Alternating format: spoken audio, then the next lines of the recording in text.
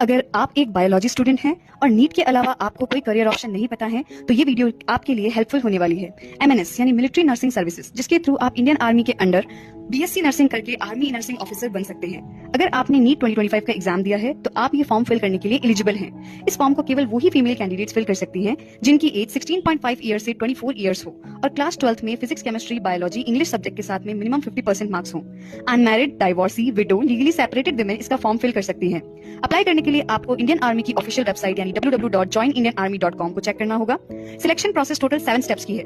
Form fill करने के बाद में आपके नीट स्कोर के बेसिस पर कैंडिडेट्स को शॉर्टलिस्ट किया जाएगा। ये स्कोर हर साल अलग अलग होता है। शॉर्टलिस्ट किए गए कैंडिडेट्स के बारे में इंफॉर्मेशन इंडियन आर्मी की ऑफिशियल वेबसाइट पर ही डाल दी जाएगी। स्टेप 2 पे डॉक्यूमेंट वेरिफिकेशन करवाना होगा। स्टेप 3 में एक general English and general intelligence test देना होगा जिसमें टोटल 40 क्वेश्चंस होंगे।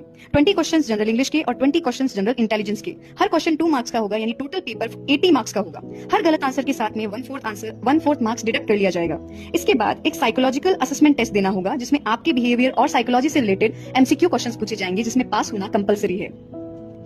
स्टेप 5 में आपका एक इंटरव्यू होगा जिसमें 12th लेवल तक के क्वेश्चंस पूछे जाते हैं। इसके अलावा आपकी सिटी से रिलेटेड इन्फॉर्मेशन, क्यों आपने इस करियर को चूज किया, ये सारे क्वेश्चंस पूछे जाएंगे।